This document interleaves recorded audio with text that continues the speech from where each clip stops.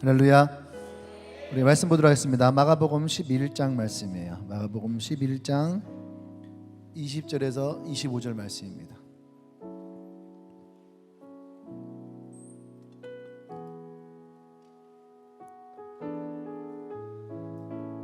마가복음 11장 20절에서 25절 말씀.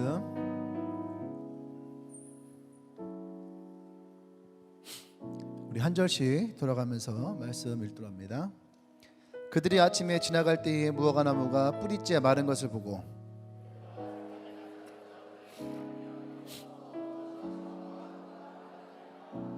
예수께서 그들에게 대답하여 이르시되 하나님을 믿으라.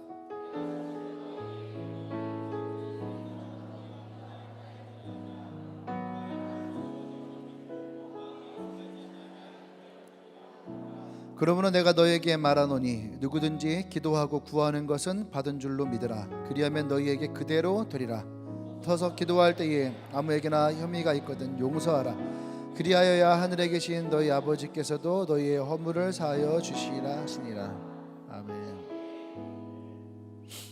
네, 우리 말씀 제목 읽어볼까요? 시작.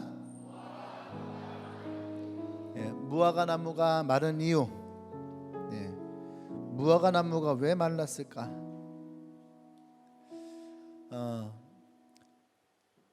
오늘 예수님은 이 마가복음 11장에서 이 무화과 나무를 두 번 만납니다.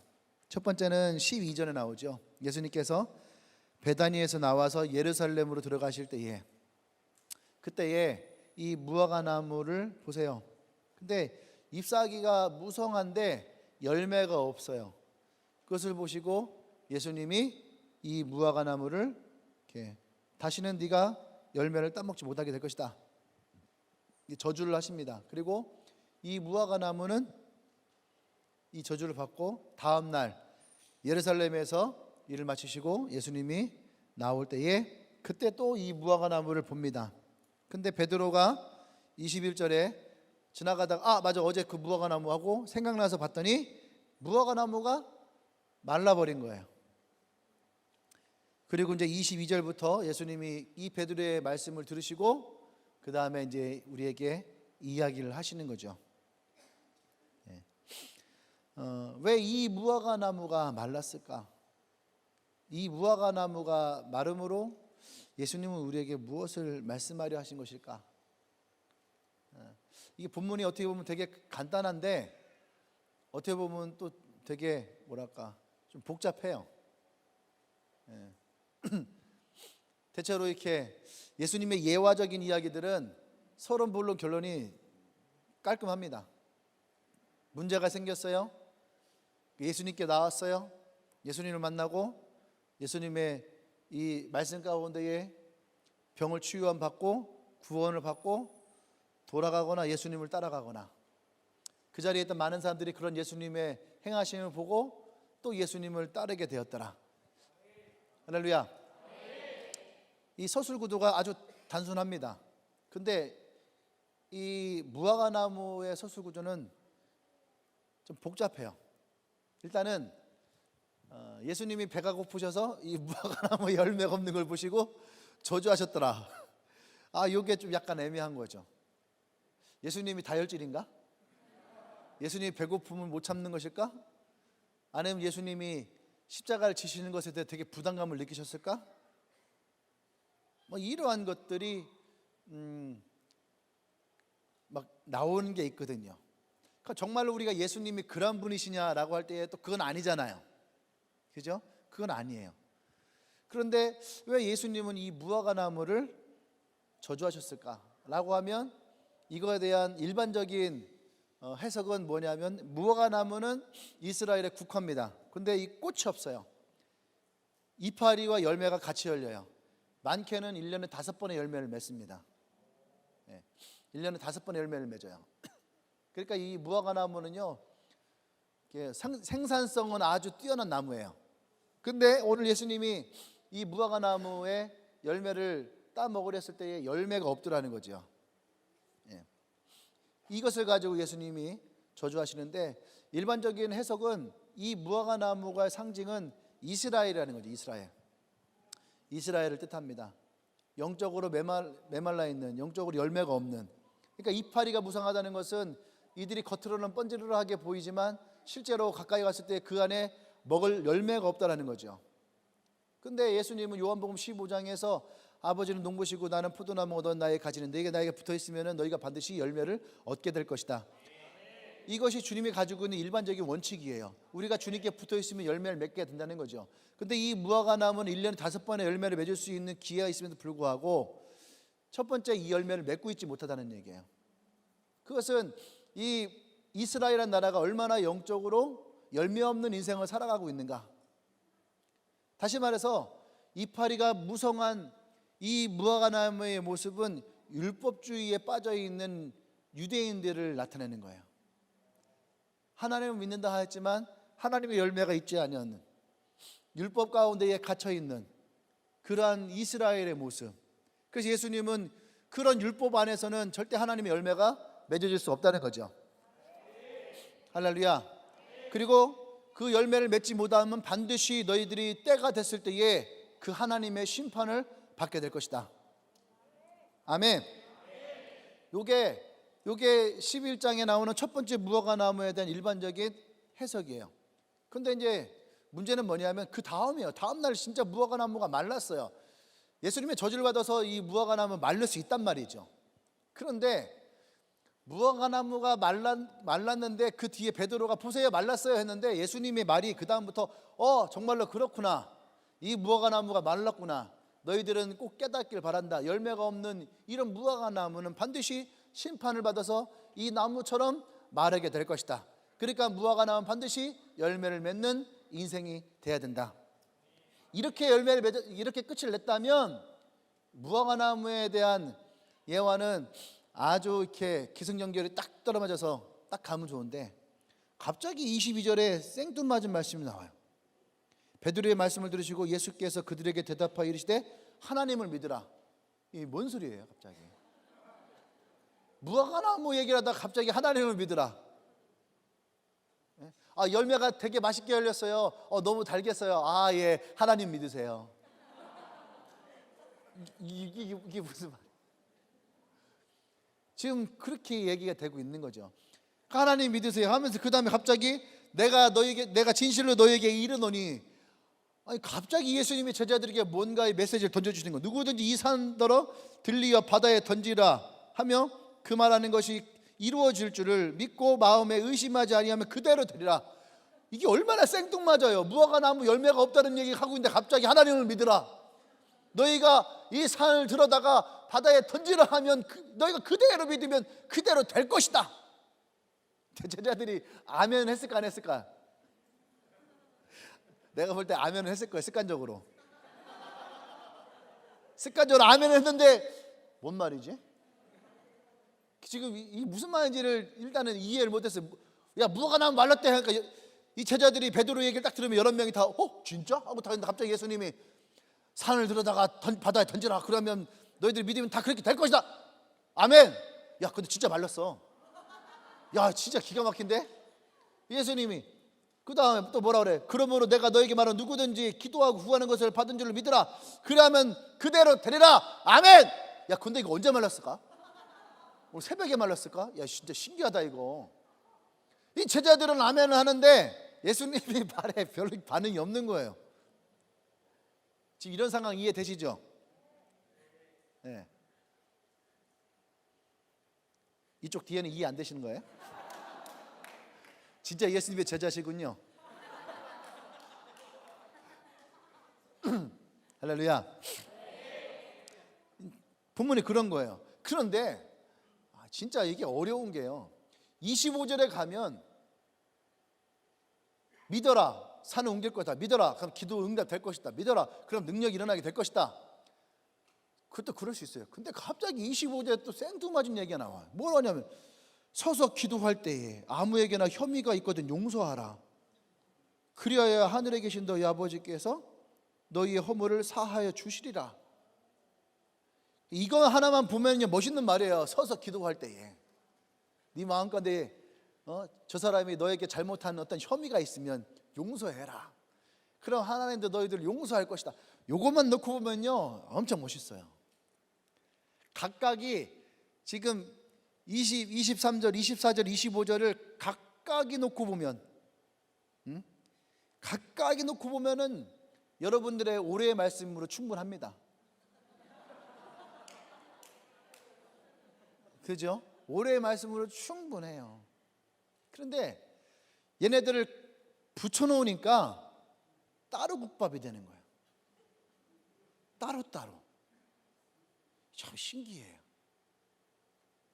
그래서 근데 문제는 25절 말씀이 이게 어려워요. 왜 여기에 붙였을까? 왜 예수님이 이 말씀을 하셨을까? 이게 해석이 안 되면 앞에 있는 것들이 해석이 안 돼요. 그리고 예수님이 말씀하셨던 요 빨간 색깔의 이 부분들이 해석이 안 되면 앞에 부분도 이해하기가 힘들어지는 거죠. 따로 노는 거예요. 그냥 나무가 마른 건 마른 거고, 예수님이 교훈을 주시는 건 교훈을 주시는 거고, 용서는 용서고, 이렇게 단순하면 아무런 문제가 없어요. 단순하면 아무 문제 없습니다. 지금까지 우리 그렇게 살아왔잖아요. 그죠? 이것 때문에 막 시험 들지 않잖아요. 이것 때문에 성경을 막 이해하고 해석하는 거에 대한 고민 가운데 머리 빠지신 분 없잖아요. 그렇죠? 근데 오늘은 우리가 좀 고민을 해야 된다는 거예요. 예수님이 말씀하셨을 때에는 그냥 하시지 않고 예수님이 이렇게 하신 이유가 반드시 있다라는 거죠. 할렐루야. 아멘. 네, 그 이유가 있어요. 그러니까 우리가 엔카운터를 할 때에 이런 말이 나옵니다. 저주는 결코 까닭없이 우리에게 찾아오지 않는다. 저주가 우리에게 찾아오는 것은 반드시 이유가 있다는 거죠. 그런데 공교롭게도 오늘 여기에 저주라는 단어가 있어요. 저주라는 단어가 21절 말씀에 라비어 포소서 저주하신 무화과 나무가 말랐나이다. 까닭없이 우리에게 찾아오지 않는다라고 했는데 오늘 이들에게는 이것이 찾아왔다라는 거죠. 그럼 우리 인생에도 찾아올 수 있을까요? 없을까요? 있다라는 거죠. 근데 우리는 그때마다 이유를 못 찾을 때가 참 많이 있어요. 왜 나에게 이런 일이 있을까? 왜 우리 집에 이런 일이 있을까? 우리는 그 이유와 까닭을 찾지를 못할 때가 많이 있는데 그 이유와 까닭은 반드시 있다라는 거죠. 이스라엘에게 오늘 예수님이 이 무화과나무 열매 같은 저주를 내리셨던 가장 중요한 이유는 그들이 율법주의에 빠져 있었다는 거죠. 하나님을 믿는다 하면서 하나님을 알기보다는 율법을 더 알고 율법을 하나님의 말씀을 따르기보다는 오히려 율법을 쫓아가는 것. 누가 그런 얘기합니다. 율법은 하나님이 주신 거 아니에요? 맞아요. 율법은 하나님 주신 게 맞아요. 그리고 그 말씀이 곧 하나님인 것도 맞아요. 그런데 문제는 뭐냐면 하나님이 이 율법을 우리에게 주신 이유가 있다라는 거예요. 이 율법을 통해서 하나님이 우리에게서 받고자 보고자 하시는 것이 있다라는 거죠. 할렐루야. 그런데 이 사람들은 이 율법을 통해서 하나님이 원하시는 것보다 내가 원하는 것, 그리고 그들이 이루고자 하는 것이 더 우선되어 있더라는 거예요. 그것이 시간이 지나면 지날수록 그것이 더 커졌어요. 그래서 이들은 하나님의 말씀을 이들이 먼저 우선적으로 믿고 따르기보다 그 자기들이 세우는 그 율법의 원칙과 규칙에 얼마나 많은 사람들이 따르고 있느냐를 더 중요하게 여겼다는 거죠. 그것이 이 무화과 나무예요. 그러니까 예수님이 이 땅에 오셔서 사람들이 우리에게 새로운 율법을 주십시오 할 때에 하나님을 사랑하고 이웃을 사랑하라. 이게 모든 선지자의 강령이니라. 할렐루야. 그러니까 하나님이 우리에게 율법을 주신 가장 중요한 이유는 하나님을 사랑하는 것이고 이웃을 사랑하는 거예요. 할렐루야. 이것이 이 율법의 가장 중요한 원칙이었는데 이들은 정반대의 길을 걷더라는 거죠. 그러니까 열매를 얻어낼 수 없는 거죠. 무슨 말이에요? 하나님을 사랑하고 이웃을 사랑하라 했던 이 율법의 원칙을 정반대로 해서 하나님이 얼마나 무서운 존재이시고 하나님이 우리를 얼마나 심판하시는지를, 또 이 율법을 가지고 사람들을 사랑하고 용서하고 화해하는 것이 아니라 율법을 가지고 그 사람들을 그대로 율법으로 적용하는 것, 다른 말로 하면 뭐예요? 오른뺨을 맞으면 어떻게 해요? 예수님은 왼뺨도 되는 것이 예수님의 말씀이에요. 근데 율법에서는 오른뺨을 맞으면은 네 오른뺨을 내가 쳐야 되는 거예요. 실수를 해서 눈가를 딱 찔렀는데 눈이 멀었어요. 그러면은 예수님의 사랑은 어떻게 해요? 이 왼쪽 눈가도 빼줄 수 있어야 되는 거죠. 어렵죠. 그런데 율법은 뭐예요? 네가 내 눈깔 뺐으니까 나도 네 눈깔 뺄 거야. 손목이 잘렸어요? 그러면 너의 손목도 잘라야지 돼. 죽였어요? 그럼 너도 죽어야지 돼. 이것이 율법이에요. 그러니까 그 안에 용서와 사랑은 있지 않아요. 이에는 이, 눈에는 눈. 이것이 인간에게 적용된 율법의 원칙이에요. 그러니까 그 안에서는 하나님이 원하시는 열매는 얻어낼 수 없다는 거죠. 복음의 열매는 그 안에 있지 않다는 거죠. 그러니까 이 나무는 있으면 돼야 안 돼요? 안 되는 거예요. 이 나무는 너희들이 한 대로 나도 똑같이 너희들에게 그 심판이 임하게 될 것이다. 할렐루야. 요게 이해가 되어져야지 25절 말씀이 이해가 되는 거예요. 할렐루야. 요 말씀이 이해가 돼야 되는 거예요. 왜 예수님이 이 무화과 나무를 저주하셨는지 이 저주의 의미를 우리가 알아야지만이 마지막에 25절 말씀이 이거와 연관이 되어 있구나라는 것을 알아요. 아멘. 예수님은 제자들이 이렇게 얘기하지 않아도 다 이해할 거라고 생각했는데 제자들이 이해 못했을 거라는 생각이 저의 생각이에요. 나도 이렇게 여러분들에게 설명을 하고 있지만 이 가운데 많은 사람들이 이것을 다 이해하지 못할 거라는 생각도 저의 생각이에요. 이게 이해가 돼야 돼요. 그래서 왜 이들이 이 무화과 나무와 같은 열매를 맺지 못하는 잎사귀 무상한 그런 모습을 가지고 있을까? 겉모습은 번지를 하면서 그것이 이들이 율법 안에 살고 있다는 얘기예요. 아멘. 율법 안에 살고 있는 이스라엘의 모습, 그 모습이 어쩌면은 지금 우리들의 모습일 수도 있다는 얘기예요. 교회를 다니지만 진정은 우리가 하나님에 대한 그 모습을 갖지 못하는 거. 그러니까 이 무화과 나무를 말랐을 때 예수님이 이들에게 주시는 교훈은 분명한 거예요. 그것은 뭐냐면은 그래서 너희들이 하나님을 제대로 믿어라. 22절 말씀의 시작이 이 말씀 딱 듣고 나서 하나님을 믿으라. 하나님을 믿으라. 근데 이것을 또 다른 본문들을 보면은요, 해석을 보면은 뭐라 하냐면은 하나님에 대한 믿음을 가지라라고 되어 있어요. 하나님에 대한 믿음을 가지라. 하나님에 대한 믿음을 가지라라는 말은 어떤 얘기일까요? 하나님에 대한 믿음을 가지라. 하나님에 대한 믿음을 가진 사람의 대표적인 사람이 누구일까요? 알아맞혀 보세요. 하나, 둘, 셋. 아까 큐티 때 다인 얘기 그렇게 했는데 여기 아브람 나왔어요. 아브람도 물론 그렇죠. 아니란 얘기가 아니야. 그런데 하나님에 대한 믿음을 가지고 있는 사람이 대표적인 사람이 누구냐? 시편을 보면 다윗이에요. 다윗만큼 하나님이 어떠한 분이신지에 대해서 철저하게 고백한 사람이 성경에 찾기가 힘들어요. 그 시편 하나하나를 보면은요, 그때마다 하나님이 어떠한 분이신지를 정말로 그냥 고백을 해요. 하나님은 내 선한 목자십니다. 이거 얼마나 유명해요. 그죠?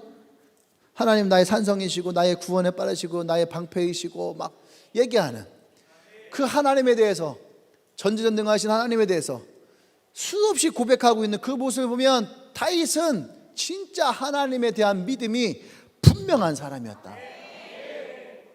아멘. 그 믿음을 갖고 있는 다윗.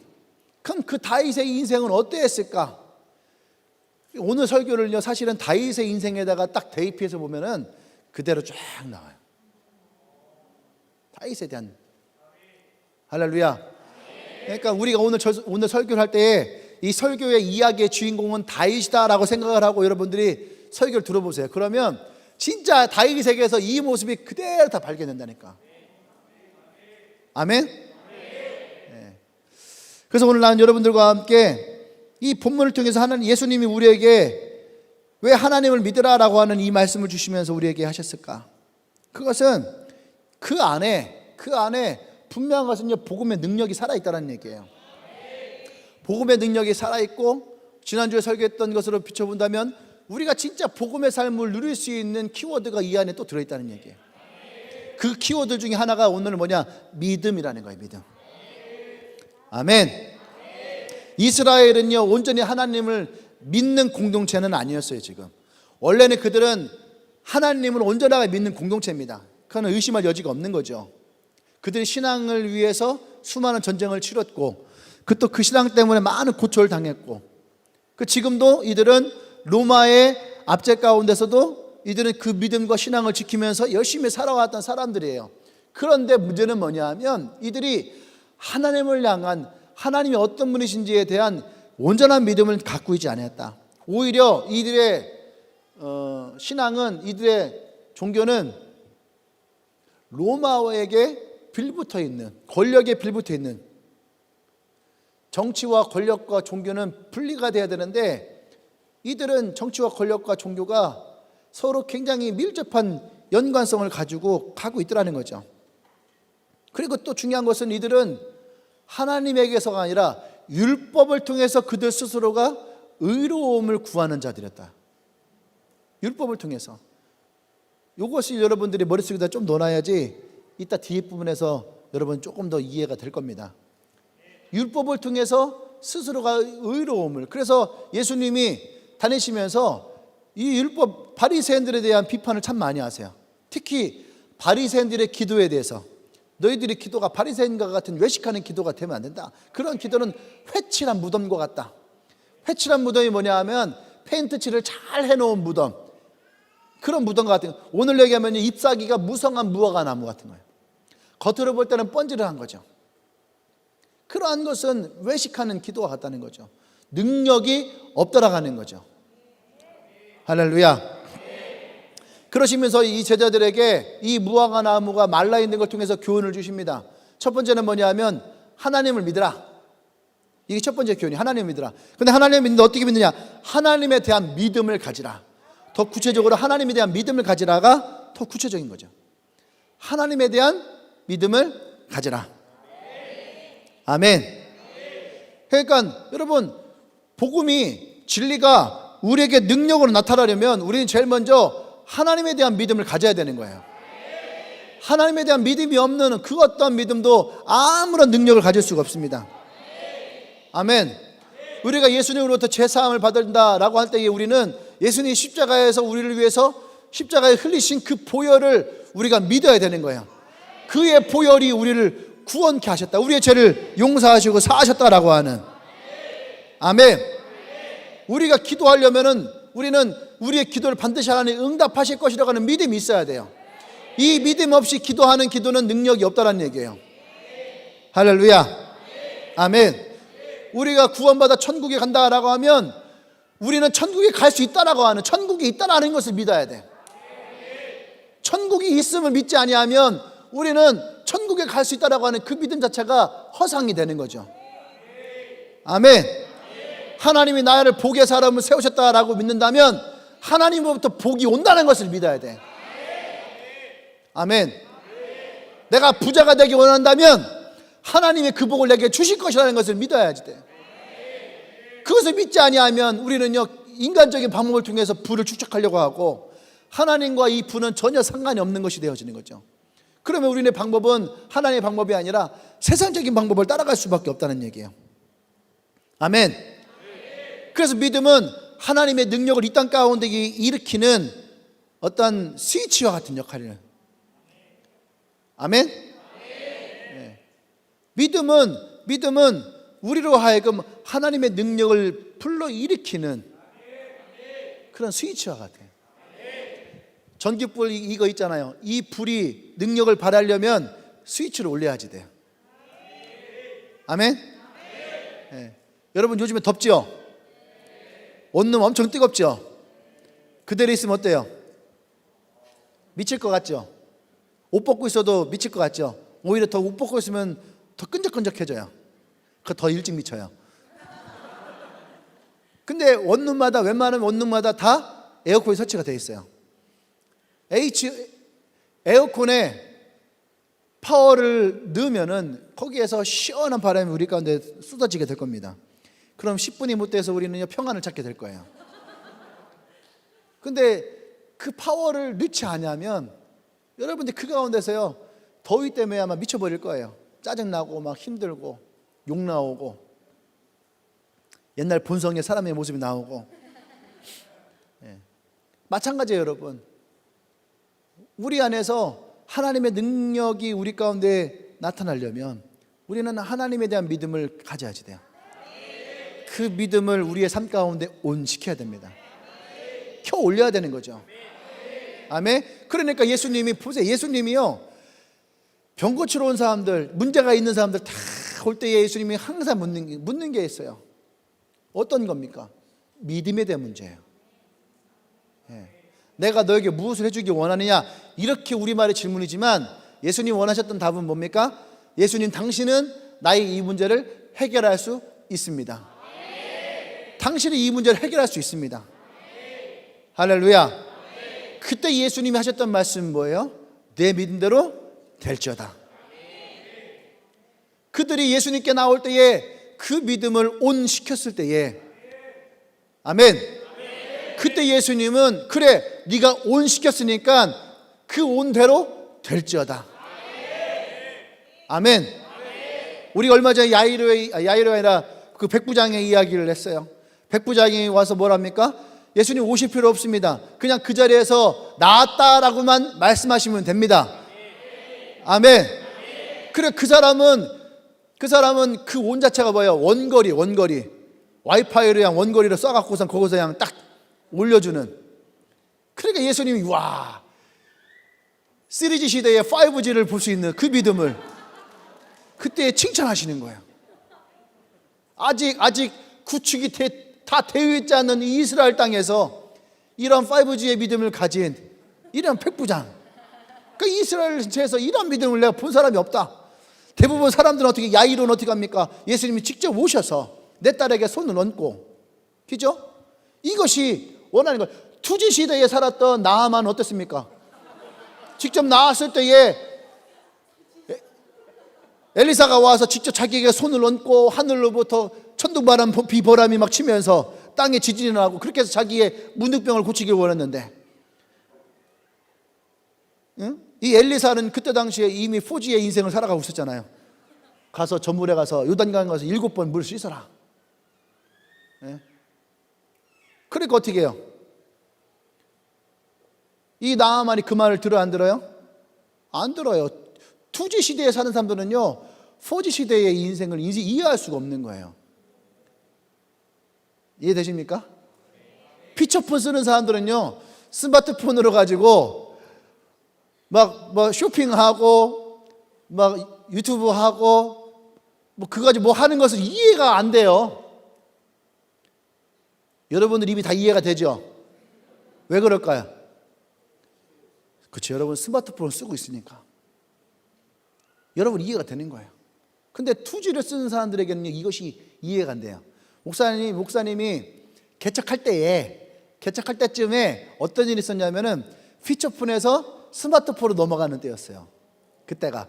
그래서 한국에는 나오지 않았었습니다. 아이폰 3가 안 나왔어요. 호주에 있는 내 친구가 한국에 놀러 왔어요. 놀러 와서 딱 봤는데 핸드폰이 이상한 거예요. 액정이 되게 커요. 우리는 그때 슬라이드, 나는 슬라이드 쓴다 이런 거 그거. 그 다음에 한참 자매들에게 유행했던 게 초콜릿폰 좀 길쭉한 거. 그 다음에 롤링팝 같은 거, 현아폰, 햅틱 이런 거. 예, 이런 거. 그때 당시에는 이 친구는 호주에 있었으니까요, 거기서는 스마트폰이 됐던 거예요. 기가 막히다는 거예요. 나한테 와서 누누이 그러는 거예요. 성진아, 너 다음에 핸드폰 할 때는 꼭 이거 해라.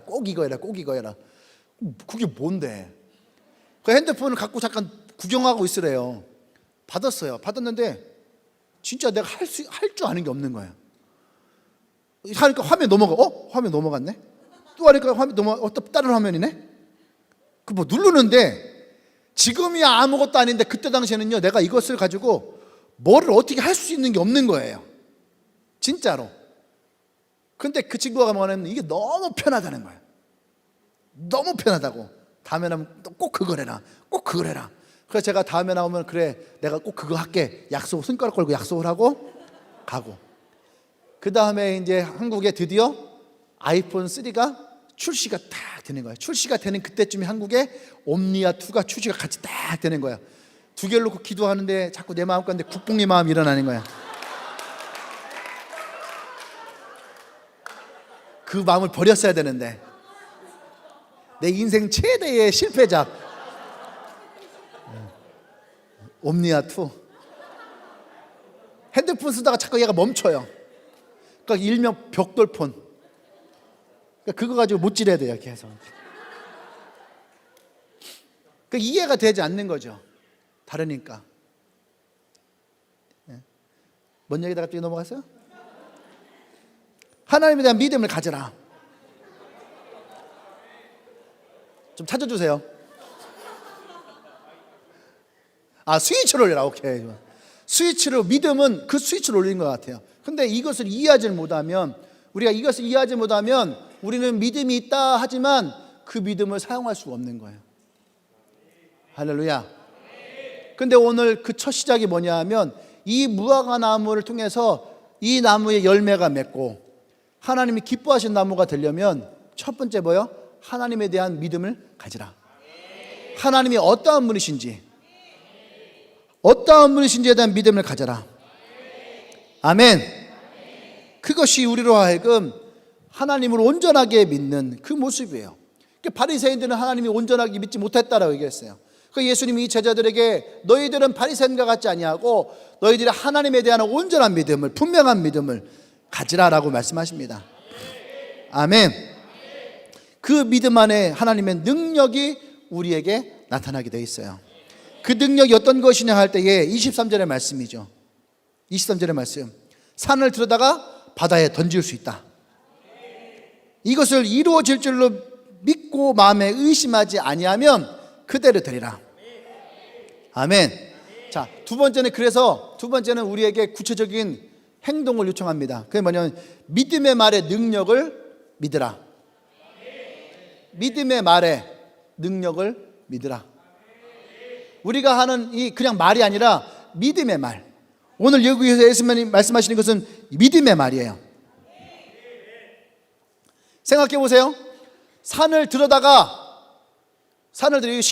들어다가 금강에다가 던질 수 있는 사람 손 들어보세요. 믿음을 가지래잖아요, 여러분. 지금 믿음을 가지랬잖아요. 자, 여러분의 믿음을 스위치를 켜세요. 자, 스위치를 켜고, 자, 식장산을 들어다가 금강에다가 던질 수 있는 분 손 드세요. 던질 수 있는 분 손 드세요. 자, 우리 영준이랑 주영이랑 이따가 식장산 들어다가 넣는 걸 우리 보도록 하겠습니다. 셀몬 후에 우리 신탄진을 이동을 할게요. 신탄진 금강에다가 식장산을 들어다가 던질 수 있는 그들의 믿음을 함께 우리가 확인해 보도록 하겠습니다. 할렐루야. 이렇게 얘기를 하면은 그대로 된대요.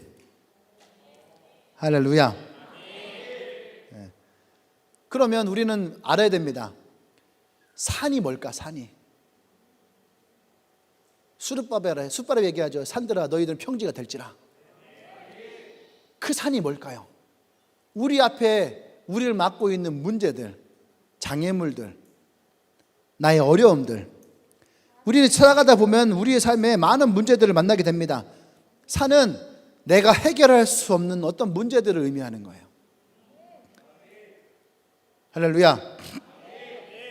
그 문제들 앞에 예수님이 뭐라고 하냐면 이것이 해결될 것이라고 하는 믿음의 말을 하라 이거예요. 아멘. 이 말을 할 때에 하나님께서는 그 말 가운데에 역사하시겠다라고 하는 의미입니다. 아멘. 믿음의 말을 할 때에 반드시 그 믿음의 열매가 따르게 돼요. 잠언 12장 14절에 보면 사람의 입의 열매로 말미암아 복록에 좁하며. 그러니까 우리가 어떤 말을 하냐에 따라서 그것이 내게 축복이 되기도 하고 내게서 저주가 되기도 하는 거죠. 그것이 열매가 되기도 하고 그것이 열매가 아닐 수도 있어요. 그러니까 우리말에 뭐냐면 네가 뿌린 대로 거두게 될 것이다. 네가 어떠한 말 하느냐에 따라서 뿌린 대로 거두게 될 것이다. 콩 심은 데 콩 나고 팥 심은 데 팥 나는 그런 열매를 얻는 그런 인생이 될 것이다. 그렇기 때문에 우리가 믿음의 열매를 뿌린다는 것은 믿음의 말을 해야 된다라고 하는 말이에요. 아멘.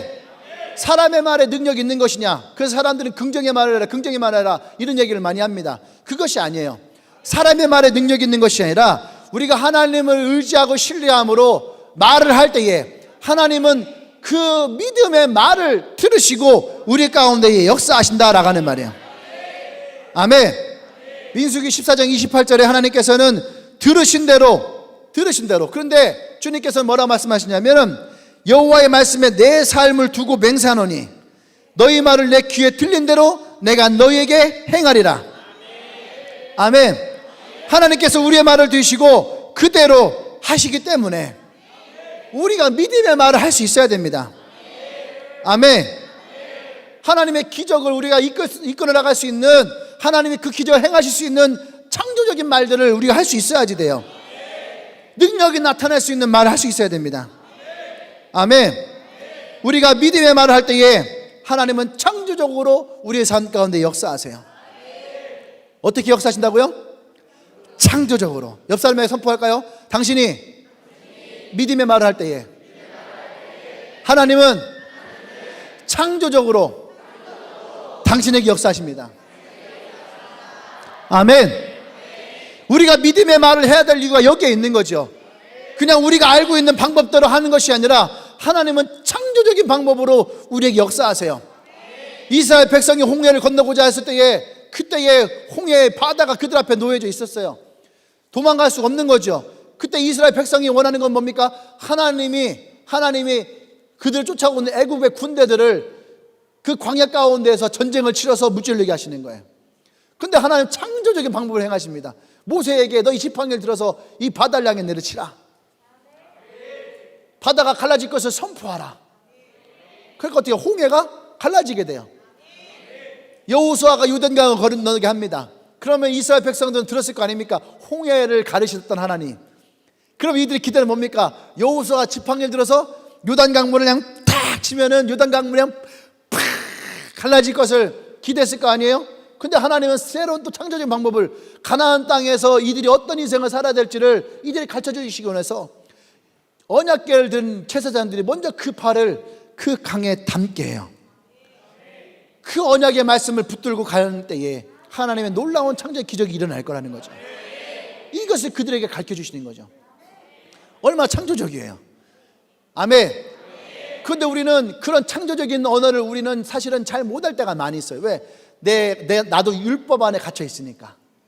나의 생각과 나의 생활 패턴들이 나도 모르는 율법 안에 gat혀 있으니까 우리 이시 안 돼요.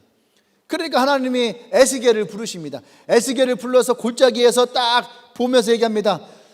다 죽어있는, 그래서 시체 덩어리, 시체에 무덤이 되어 있는 이곳에서 에스겔을 환상 가운데 불러서 뭐라고 말씀하시냐면, 에스겔아, 이 마른 뼈가 살아나겠느냐 얘기를 해요.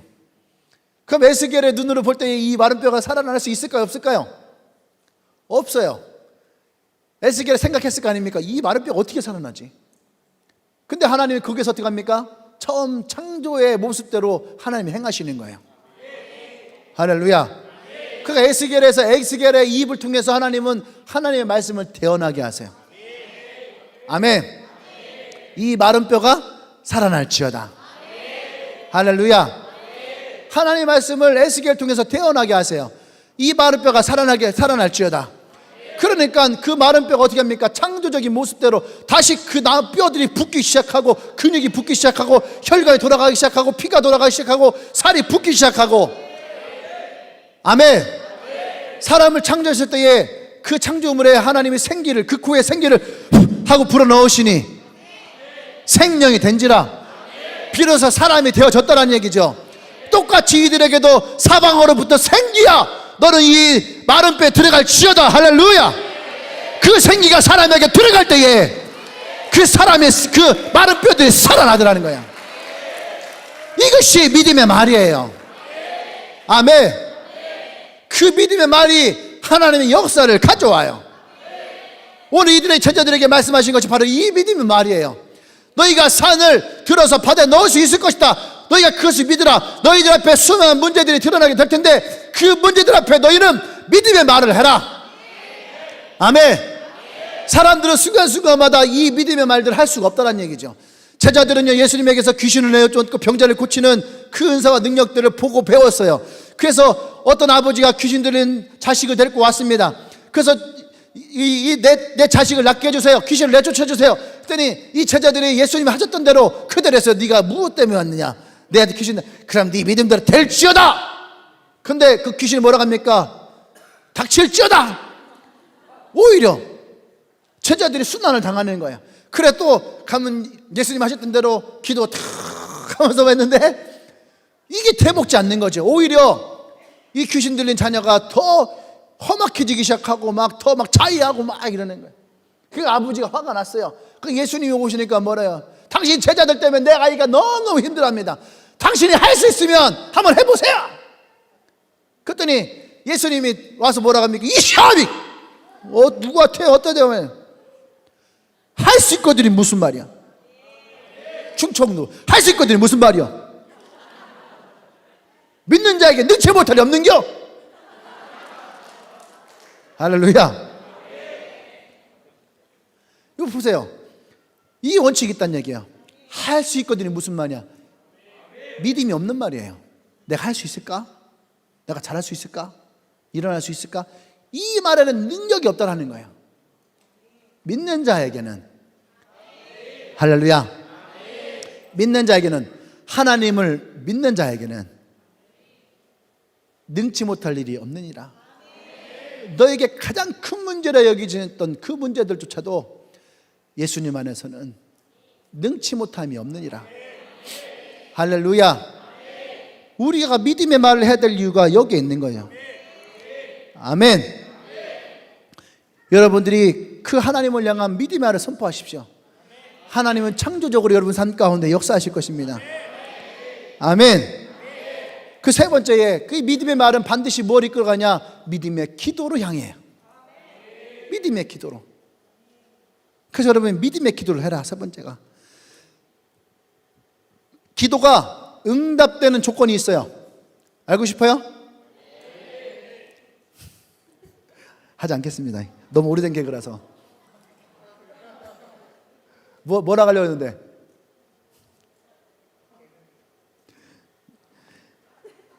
그냥 넘어가도록 할게요. 못 들은 걸 해주세요. 스트레이트 치고 다시. 자, 기도가 응답되는 조건이 있어요. 알고 싶어요? 네, 응답되는 조건은 응답되는 기도 조건이 하나, 첫 번째가 뭐냐면은, 가장 중요한 조건이 뭐냐면은 믿음의 기도를 해라. 오늘 예수님이 그 원칙 가르쳐진 거예요. 기도할 때에 내가 너에게 말하노니 무엇이든지 기도하고 구하는 것을 받은 줄로 믿으라. 그리하면 너희에게 그대로 되리라. 이것이 뭐냐? 믿음의 기도예요. 왜냐하면 하나님은 그 믿음 가운데에 역사하시기 때문에, 그 믿음 가운데에 이루시기 때문에. 아멘. 우리의 기도 제목이 아무리 크다 할지라도 그것이 하나님의 뜻에 부합하면, 하나님의 선하심에 부합하면, 아멘, 그러면 하나님 반드시 그 기도를 응답하십니다. 아멘. 우리가 믿음의 기도를 할 수 있느냐, 믿음의 기도를 할 수 없느냐의 가장 중요한 문제는 하나님의 신뢰의 문제예요. 하나님을 우리가 신뢰하면 하나님은 반드시 우리 기도를 들으실 것입니다. 그리고 우리는 믿음의 기도를 할 거예요. 근데 우리가 하나님을 신뢰하지 못하면 우리는 이 믿음의 기도를 할 수 없어요. 그래서 하나님은 믿음 있는 사람을 기뻐하십니다. 그래서 믿음이 없이는 하나님을 기쁘시게 할 수 없어요. 믿음 있는 사람을 기쁘게 하길. 아멘. 그 사람에 대한 믿음이 있으면, 그 사람에 대한 신뢰가 있으면, 그러면 우리는 믿어요. 그런데 우리가 하나님을 온전하게 믿지 못한다라고 하는 것은, 하나님에 대한 믿음이 없다라고 하는 것은 우리의 기도를 보면 알 수 있다는 얘기죠. 우리의 기도가 어떠냐에 따라서 우리는 하나님을 온전하게 믿고 있는지, 하나님을 대충 믿고 있는지, 여러분이 기도를 보면 알아요. 또 하나는 여러분 기도 제목을 보면 알아요. 될 만한 것만 기도하고 있는지 아니면 안 되는 것을 아예 하지 못하고 있는 것인지. 또 여기에서 또 이제 인본주의적인 기도가 나오는 거죠. 그게 뭐냐 하면 내가 할 수 있는 것은 기도하지 않아요. 할 수 있는 건 기도하지 않죠. 그리고 진짜 내가 불가능한 것만 하나님께 내어 맡긴 사람이 있어요. 이것도 문제인 거죠.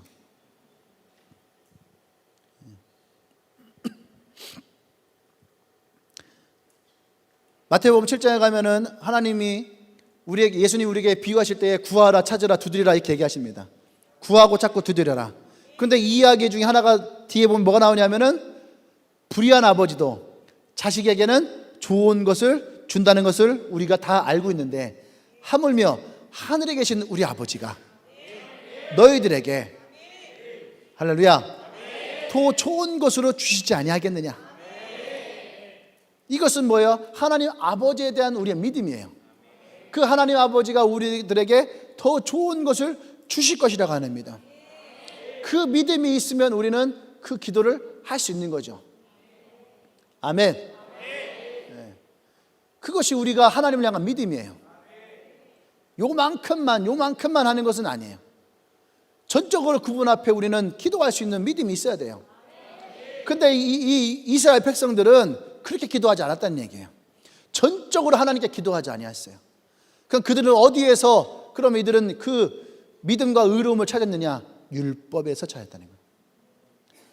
하루에 3번 그들이 기도를 하나님 앞에 온전하게 드린 것이 아니라 그들이 하루에 3번 기도하는 그 행위에서, 거리에서 무릎을 꿇고 하나님께 두 손을 들고 거룩하게 기도하는 모습을 통해서 그들은 의로움을 찾았어요.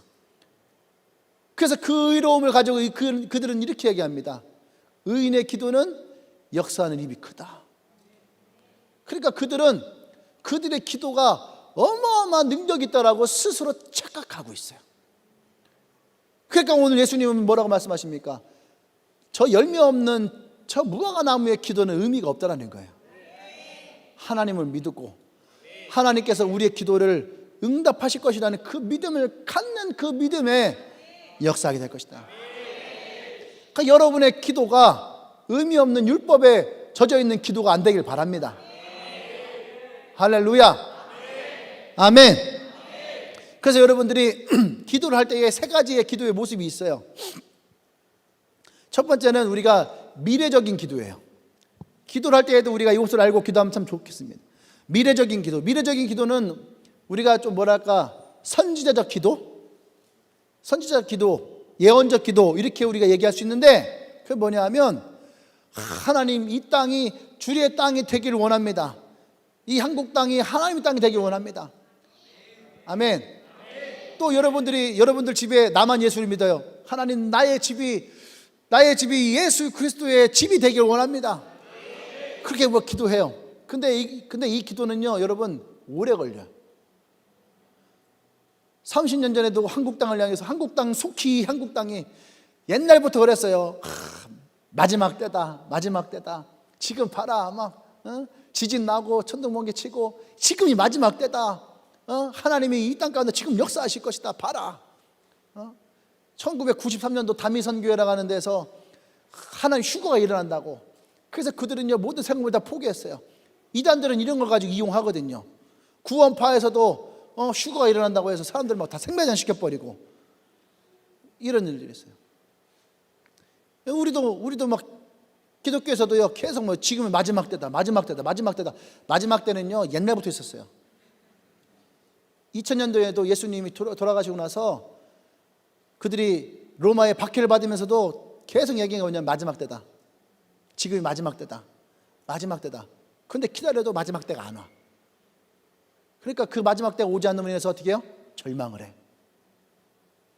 수없이 절망을 해요. 이스라엘 나라가 망할 때에도 드디어 이때가 마지막 때다. 하나님이 속히 오시겠구나. 하늘만 쳐다보는데 목 디스크만 걸렸어요. 안 오셔.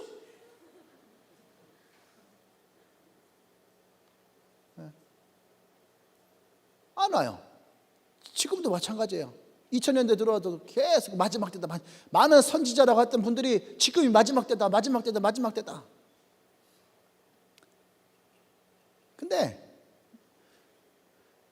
근데 그게 우리랑 무슨 상관일까?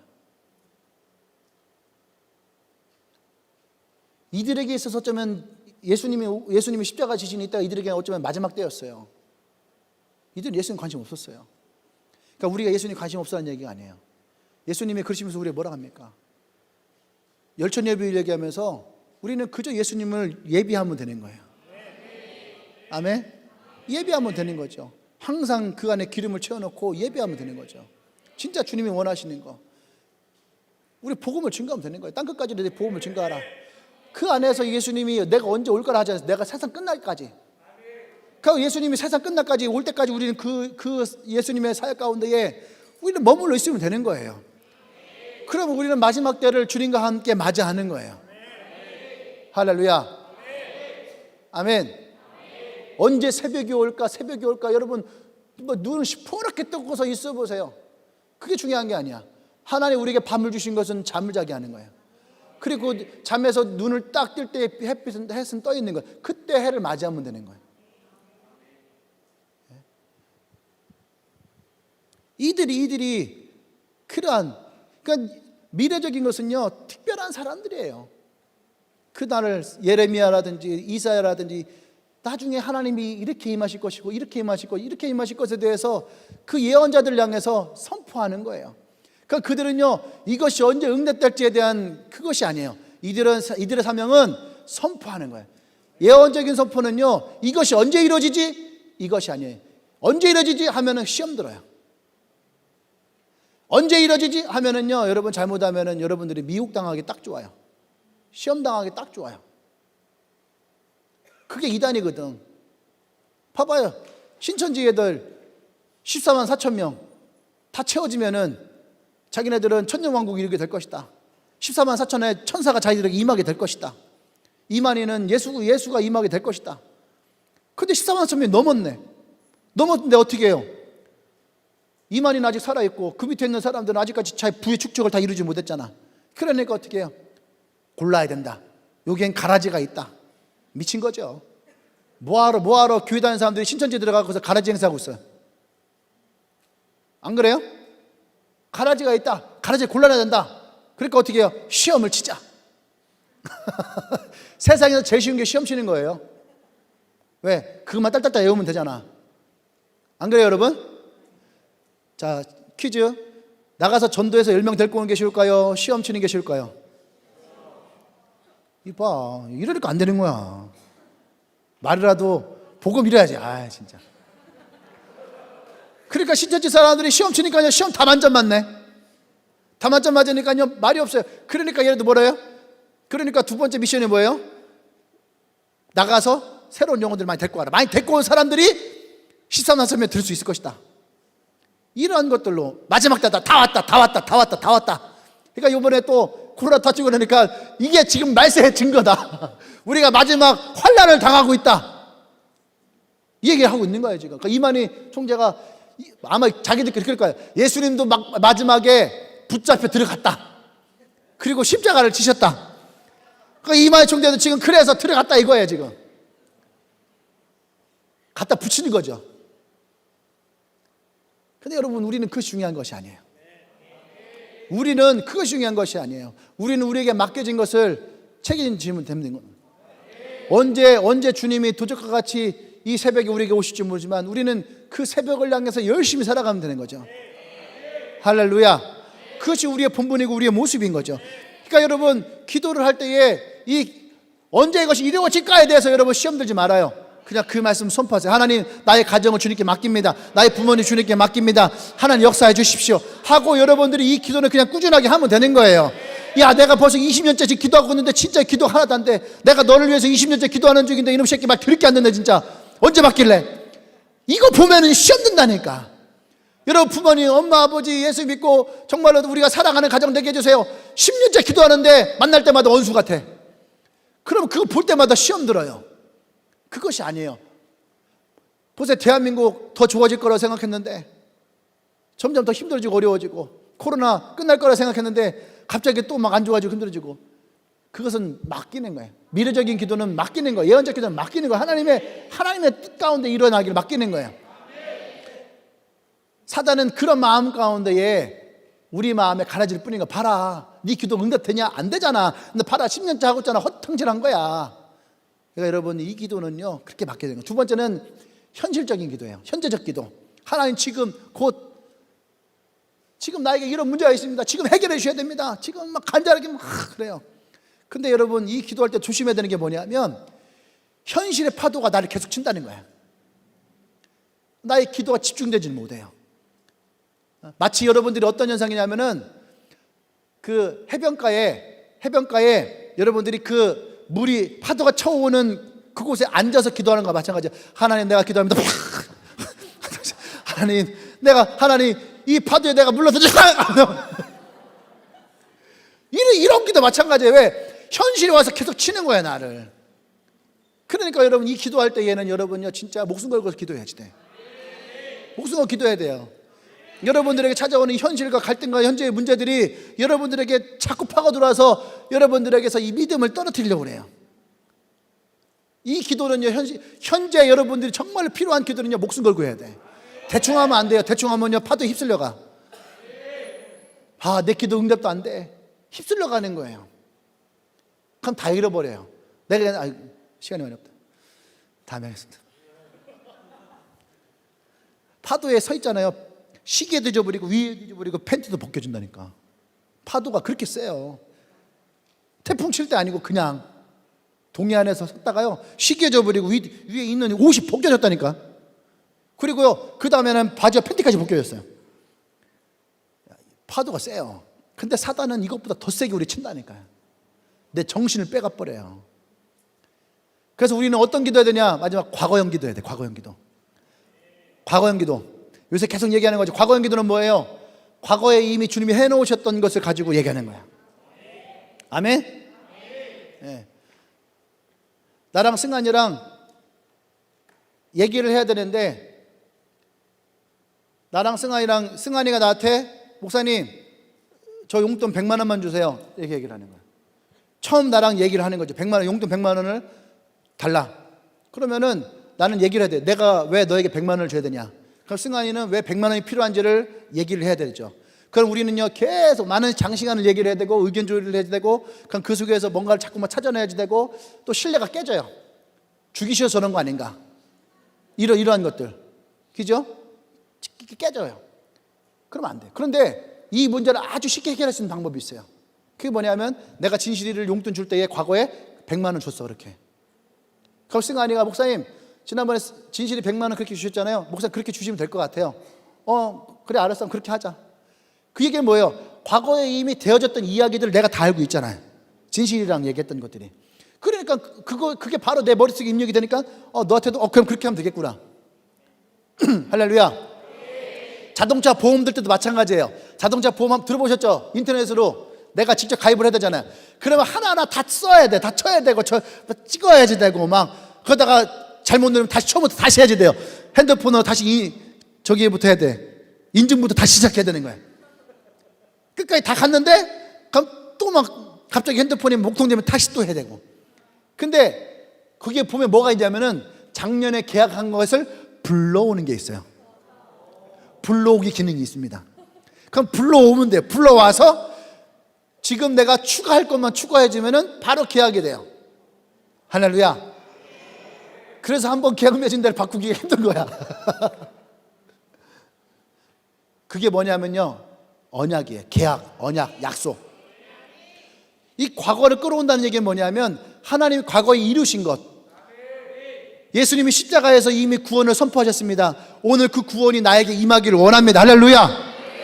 이미 마가의 다락방에 성령님이 우리에게 오셨습니다. 오늘 그 성령님이 나에게 임하기를 원합니다. 할렐루야. 예수님이 가난한 자에게 복음을 전파하시고 포든 자를 자유케 하시고 눈먼 자를 다시 보게 하시고 갇힌 자 눌린 자도 다시 일으키시며 자유를 선포하셨습니다. 오늘 그 예수의 복음이 나에게 있기를 원합니다. 할렐루야.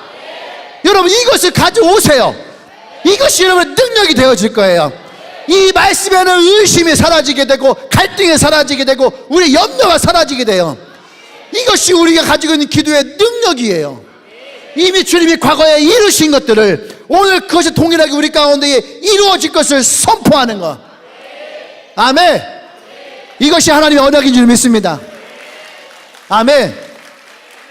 사랑하는 여러분, 우리의 기도는 이미 하나님께서 들으실 것이라고 얘기하셨어요. 그래서 오늘 예수님이 뭐라고 하셨냐면은 너희가 그것을 믿으라, 그것을 믿고 기도해라. 그러면 받은 줄로 믿으면 그대로 되리라. 이미 주님께서는 과거에 이것을 이루실 것을 선포하셨다는 얘기예요. 그러니까 그것을 네가 그대로 믿으라 이거예요. 아멘. 그리하면 그대로 이루게 될 것이다. 이것이 우리의 기도의 원칙이에요. 아주 중요한 원리예요. 아멘. 예수님은 오늘 이 제자들에게 이것을 말씀하시는 거예요. 내가 너희들에게 했던 말들을 기억해라. 내가 너희들 했던 언약을 기억해라. 앞으로 너희들 앞에 많은 산들이 일어나게 될 것이고 너희가 기도로 풀어야 될 많은 것이 있을 것인데 이미 난 너희들 가운데 이 모든 것을 다 이루었다. 그러니까 너희들은 이것을 갖다 오면 되는 거예요. 너희들이 기도해라. 이미 내가 너희들을 위해서 이것을 다 준비해놨다. 너희들이 그대로 믿기만 하면 그대로 되리라. 할렐루야. 이것을 하나님을 믿는 자들에게 주시는 하나님의 축복이에요. 예수님이 특별히 오늘 그의 제자들에게 주시는 예수의 메시지예요. 이제 조금 있으면 예수님이 십자가를 지러 가셔야 되거든요. 그러니까 예수님은 이 바리새인들, 외식하는 자들, 열매 없는 이 무화과 나무를 바라보시면서 이 제자들에게 믿음에 대해서 얘기하시는 거예요. 아멘. 그리고 마지막 네 번째는 뭐예요? 다른 사람을 용서하라는 거죠. 이 용서의 능력이 우리 안에 있다라는 얘기예요. 아멘. 그건 다시 맨 앞에와 이 뒷부분 연결시켜야 됩니다. 왜 예수님은 여기서 용서의 이야기를 하셨을까? 용서라고 하는 것은요, 누구를 위한 거예요? 누구를 위한 거예요? 용서는 대부분의 많은 사람들은 너를 위한 거라고 얘기를 해요. 내가 너 용서했어. 내가 너 용서했으니까 이제 자유해. 야, 내가 너 용서했으니까 이제 맘 편하게 밥 먹어. 내가 너 용서했으니까 나한테 미안한 마음 갖지 마. 그러니까 이거 누구를 위한 거예요? 내가 너를 위해서 용서해 주는 거야. 이렇게 얘기를 하는 거죠. 이것이 율법적인 거예요. 예수님이 말씀하신 용서는 뭐예요? 누굴 위해서요? 나를 위해서요. 나를 위해서. 나를 위해서. 아멘. 나를 위한다라고 하는 것은 어떤 의미를 갖고 있냐면 복음에 있어서 우리가 제일 중요한 원칙이 뭐냐면 내가 죄인임을 인정하는 거예요. 내가 죄인임을 인정하는 거죠. 내가 죄인임을 인정할 때에 그때 비로소 우리는 어떻게 되는 거예요? 하나님으로부터 죄의 용서를 받는 거예요. 주님, 내가 죄인입니다. 이것으로부터 우리는 예수의 복음이 우리 안에서 살아나는 거죠. 사도 바울은 이것이 너무너무 힘들었던 거죠. 그러니까 갈라디아서 2장 20절에 가서 그때 비로소 사도 바울이 깊은 깨달은 가운데에 내가 그리스도와 함께 십자가 못 박혀 죽었나니, 이것을 발견하고 나니까 그 다음 어떻게 해요? 그리스도와 그의 삶 가운데에 살아나는 것을 얘기하는 거죠. 로마서 7장에서는 자신에게 안에서 이 죄의 문제의 싸움의 갈등에 또 다른 존재가 있는 것을 발견해요. 내가 하나님을 따라가고자 하는 의로운 존재와 내가 여전히 죄 가운데 머물러 있는 불의의 종이 내 안에 있음을 싸우죠. 그런데 이 죄의 종이 나의 삶 가운데 자꾸 나를 삼키려 해요. 그래서 오늘 보니까 내가 사망의 늪에 누워져 있는 거죠. 오호라, 나는 공고한 자다. 이 사망의 늪에서 누가 나를 건져내랴. 할렐루야. 그때 그 마음 가운데 찾아오신 것이 바로 예수 그리스도예요. 내가 너를 구원하였고 내가 너희 모든 죄를 용서하셨고 네가 사망의 법에서 내가 생명과 성령의 법으로 내가 너를 인도하였고 너는 이제는 해방되었으니 너는 자유할지어다. 할렐루야. 사도 바울이 이것을 경험하고 난 거예요. 아멘. 그래서 예수님의 제자들에게 지금 먼저 이 말씀을 하고 있는 거예요. 용서해라. 너에게 해를 끼쳤던 누군가에게 혐의가 있거든 그들을 용서해라. 그 말은 다른 말로 하면은 이 용서함이 우리가 주님 안에서 의로운 자가 되어지는 원칙이 돼요. 하나님, 우리가 의로운 자가 되길 원합니다. 이 제자들이 의로운 자가 되어지길 원해요. 의롭다 한다는 것은 그들이 죄 가운데서 멀어졌다는 얘기예요. 아멘. 하나님이 나를 용서하셨어요. 그래서 내가 의로움이 되었어요. 근데 내 안에 누군가를 미워하고 원망하고 용서하지 못할 때에 우리는 또다시 죄를 짓게 되고 미워하는 거예요. 그래서 주님은 우리에게 내가 너를 용서하는 것은 네가 받고 있지만 네 안에 있는 죄에 대한 부분들로 남을 용서하지 못한 미움과 원망들도 너 안에서 제거해야지 그때야 비로소 너에게 의로움이 되어진다는 거예요. 말씀 보도록 하겠습니다. 말씀 안 할까요? 요한복음 20장 24절 시작. 너희가 누구의 죄든지 사하면 사해질 것이요 아멘. 예수님이 우리의 죄도 용서하시는데 내가 누구를 미워하고 원망했던 저주했던 마음을 내가 갖고 있으면 그대로 그것이 나에게서 뭐가 된다는 거예요? 죄로 머물게 된다는 거죠. 율법은 바로 그런 거예요. 네가 내 뺨을 때렸지? 너 두고 봐. 내가 언제가 네 뺨을 내가 때려버릴 거야. 내가 가만두지 않아. 난 절대 잊지 않아. 이것이 내게서 어떻게 되는 거예요? 죄가 되어지는 거예요. 응? 네가 내 돈 10만 원 꿔갖고 안 갚았지? 알았어, 두고 봐. 내가 너 10만 원의 대가를 치르게 할 거야. 이거예요. 근데 주님의 원칙은 뭐예요? 왼뺨을 때리면 오른뺨을 때려야 되고 10만 원을 줬으면 20만 원을 더 줄 수 있어야지 돼요. 이따 대현 내가 10만 원 줄게.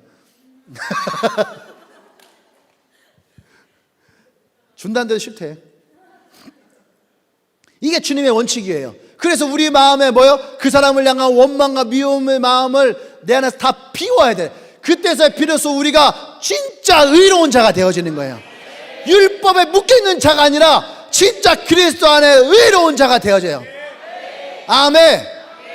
그 다음 말씀 주세요. 야고보서 말씀 볼까요? 왜 그럴까요? 시작. 그러므로 너희 죄를 서로 고백하며 병이 낫기를 위하여 서로 기도하라. 의인의 간구는 역사함이 큼이라. 엘리야는 누리와 성령이 같은 사람이로되 그가 비가 오지 않기를 간절히 기도한 즉 3년 6개월 동안 땀에 배우지 아니하고. 아멘. 3년 6개월 동안 그 땅을 향해서 원망했단 말이에요. 3년 반 동안 비가 안 왔어요. 그 마음 품고 있었다는 거죠. 근데 그가 그 마음을 돌이키고 회개하고 하나님 앞에 다시 이 땅을 향해서 하나님 비를 주십시오, 이 백성들을 긍휼히 여기십시오 라고 할 때에 다시 비가 내리면서 그 땅이 풍족해졌다는 얘기예요. 아멘. 왜 그랬을까요? 엘리야는 의인의 마음을 가지고 있었다는 얘기예요.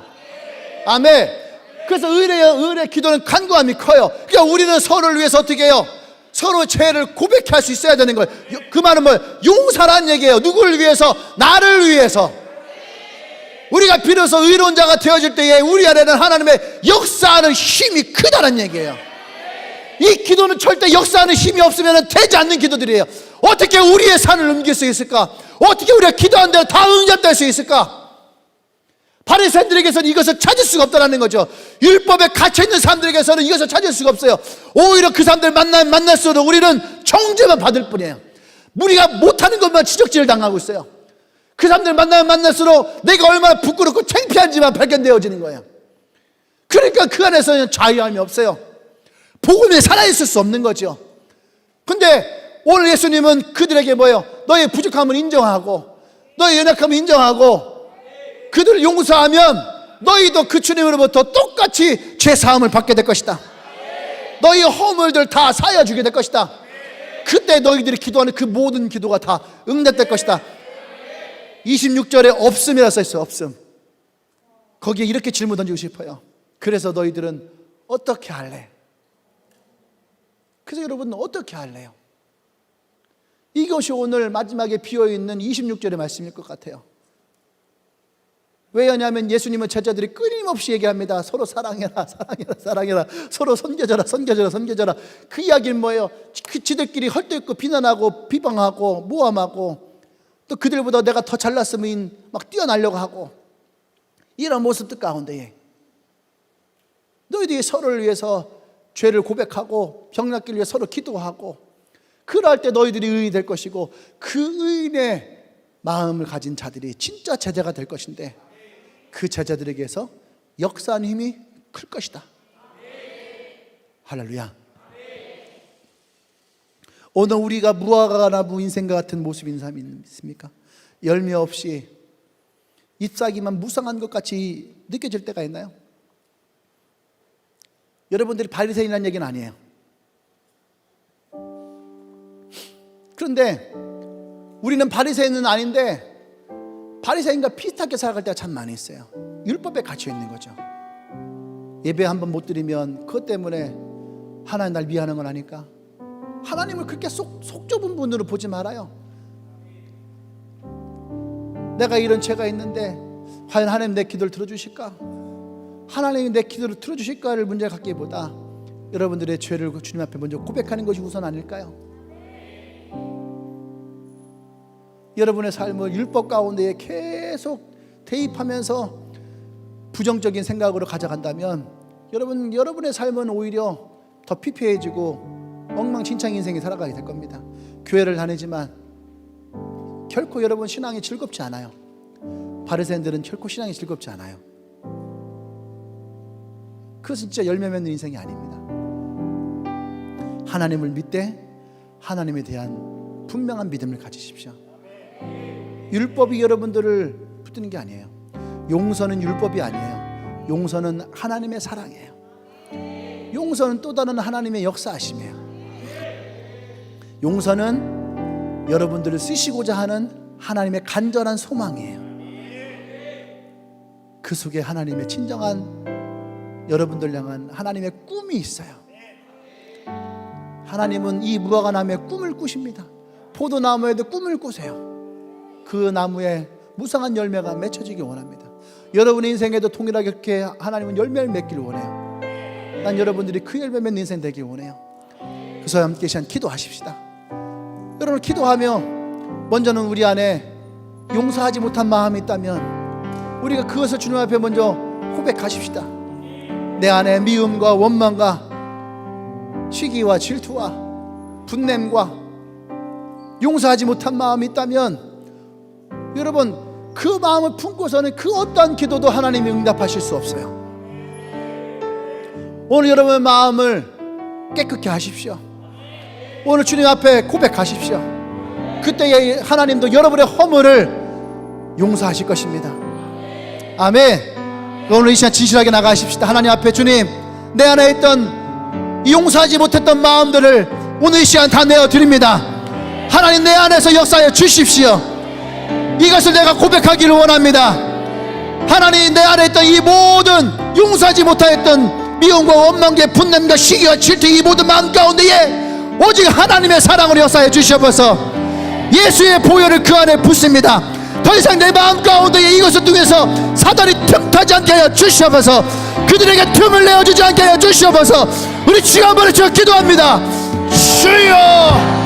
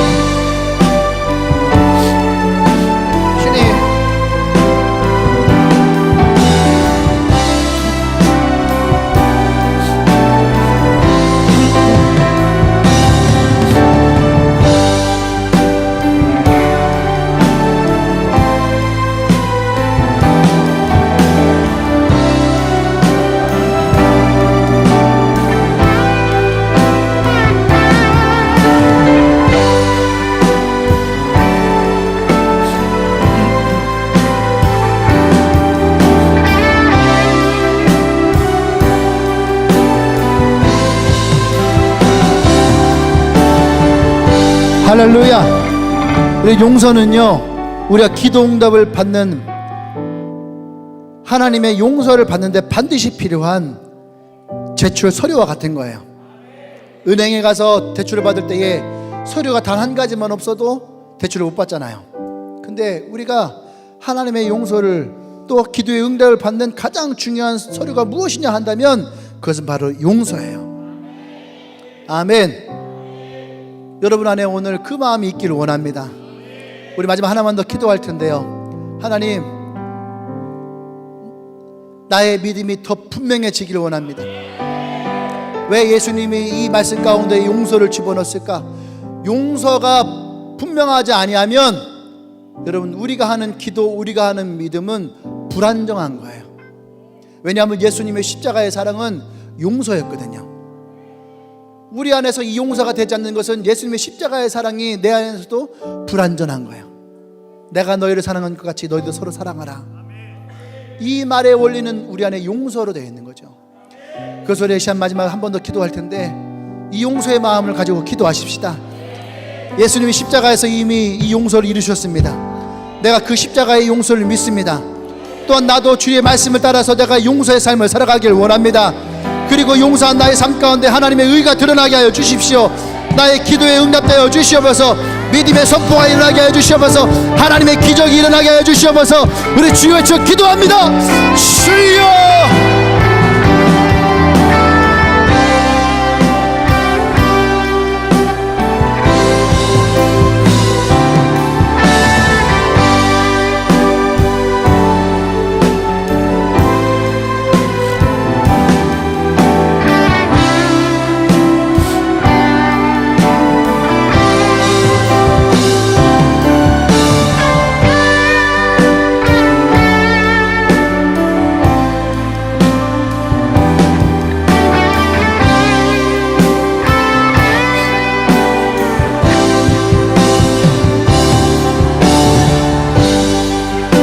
할렐루야. 주님, 그렇습니다. 우리가 하나님의 그 믿음 안에서 우리의 기도가 응답되어질 때에 우리가 용서하는 자가 먼저 되어지길 원합니다. 하나님의 그 십자가의 은혜 가운데에 우리가 죄사함을 받던 것 같이 우리가 용서함으로 우리가 똑같이 하나님으로부터 죄사함 받기를 원합니다. 하나님, 이 공동체가 서로를 용서하며 하나님의 사랑 안에서 주의 기도의 능력을 회복해 나갈 수 있는 믿음의 공동체가 되게 하여 주시옵소서. 잎사귀기만 무성한 나무가 아니라 하나님의 열매가 가득한 나무의 모습이 되어지도록 성령의 역사하여 주시옵소서. 할렐루야, 할렐루야. 예수님의 이름으로 기도합니다. 아멘. 할렐루야. 또 다 같이 자리에서 일어나겠습니다. 우리 옆 사람에게 용서하도록 하겠습니다. 옆 사람의 용서는 이렇게 하는 거예요. 미안해, 그리고 고마워.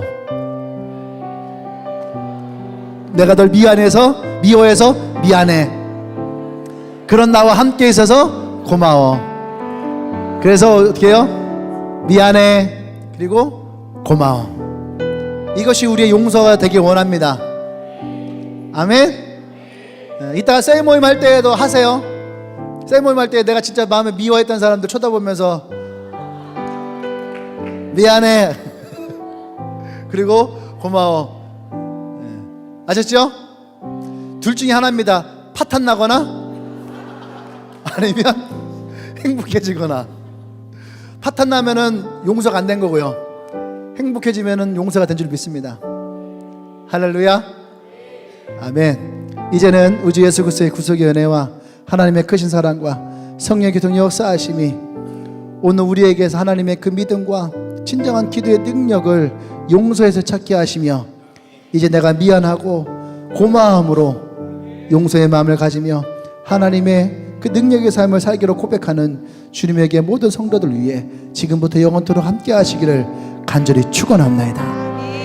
아멘. 나의 평생에 단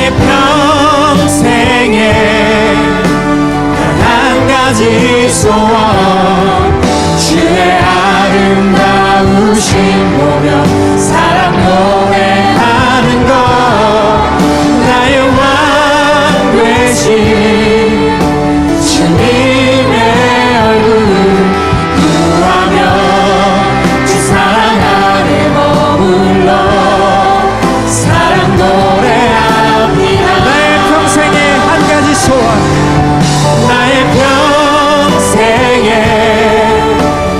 한 가지 소원, 주의 아름다우신 보며 사랑 노래하는 것, 나의 왕 되신